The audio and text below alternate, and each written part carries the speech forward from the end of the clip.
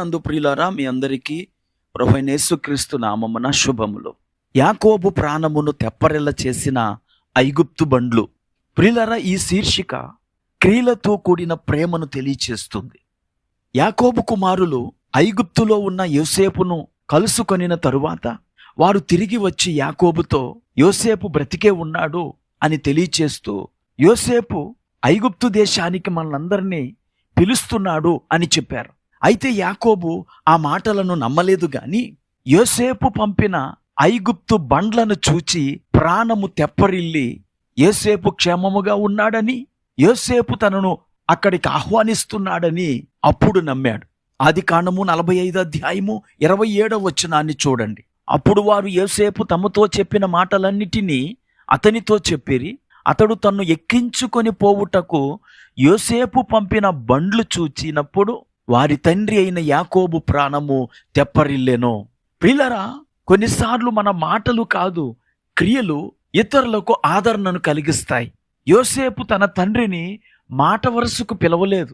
ఈరోజు చాలామంది మాట వరుసకు భోజనానికి రమ్మంటారు, లేదా మాట వరుసకు మా ఇంటికొచ్చి 2 రోజులు ఉండండి అంటారు. కానీ నిజానికి వారు మనస్సులో రావాలని కోరుకోరు. కానీ యోసేపు తన తండ్రి కుటుంబాన్ని అలాగూ పిలవలేదు. కానాను నుండి ఐగుప్తునకు సుమారు 400 కిలోమీటర్ల దూరం ఉంటుంది. వృద్ధుడైన తన తండ్రి మరియు చిన్నపిల్లలు అంత దూరం నడవాలంటే అది కష్టమైన పని.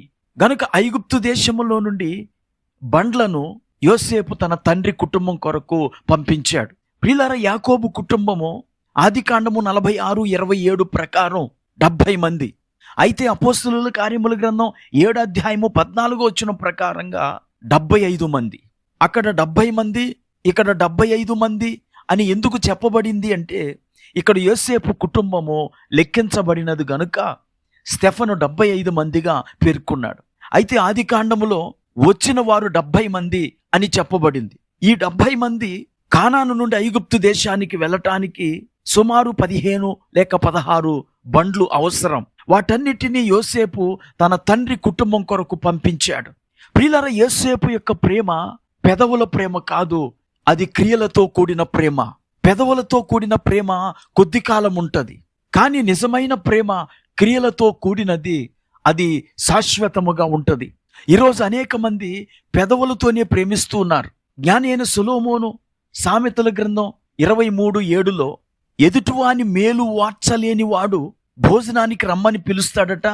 అట్టివాడు ఆంతర్యంలో లెక్కలు చూచుకుంటూ తినుము త్రాగుము అని చెప్తాడట. కేవలము పైకి అంటాడంతే, లోపల మాత్రం లెక్కలేసుకుంటూ ఉంటాడు. ప్రియులారా, ఈరోజు ఎక్కడ చూసినా ఇటువంటి ప్రేమయే మనకు కనబడుతోంది. క్యాలిక్యులేటెడ్ లవ్ అన్నమాట. కానీ దేవుని యొక్క వాక్యము మాటతోనూ నాలుకతోనూ కాక క్రియతోనూ సత్యముతోనూ ప్రేమించాలని హెచ్చరిక చేస్తోంది. 1 యోహాను 3:18. ఈ మాటలు వింటున్న ప్రియ స్నేహితుడా, సోదరి, యోసేపు తన కుటుంబం పట్ల నిజమైన ప్రేమను చూపించాడు. తన కుటుంబము ఐగుప్తు దేశానికి వచ్చిన తరువాత ఎక్కడ ఉండాలో ఆ ప్రదేశాన్ని ఎంపిక చేసుకున్నాడు. అది గోషను దేశము. అక్కడికి రావటానికి ఇప్పుడు తన తండ్రి కుటుంబం కొరకు బండ్లను పంపిస్తూ ఉన్నాడు. ప్రియులారా, ఆ బండ్ల మీదే యాకోబు కుటుంబములోని 70 మంది ఐగుప్తు దేశానికి వెళ్ళారు, గోషనులో నివసించారు. వారు అక్కడ విస్తరించి ఆశీర్వదించబడ్డారు. ప్రార్థన చేసుకుందాం. కృపా కనికరము కలిగిన మా తండ్రి, నీకు వందనాలు. ఈ లోకంలో ఎక్కడ చూసినా కేవలము పెదవుల ప్రేమ కనబడుతోంది. కుటుంబాల్లో కానీ, సంఘాల్లో కానీ, స్నేహితుల మధ్య కానీ పెదవులతో ప్రేమించేవారే కానీ క్రియలు కనుపరచుటలేదు. మీరు మమ్మలను మాటతో నాలుకతో కాక క్రియతో సత్యముతో ప్రేమించాలని హెచ్చరిక చేస్తూ ఉన్నారు. ఈ మాటలు వింటున్న మా వీక్షకులందరూ నిన్ను క్రియలతో ప్రేమించి నీ నుండి ఆశీర్వాదాలు పొందుకోవటానికి కృపచూపమని యేసుక్రీస్తు నామమున ప్రార్థించి వేడుకుంటున్నాము. ఆమేన్.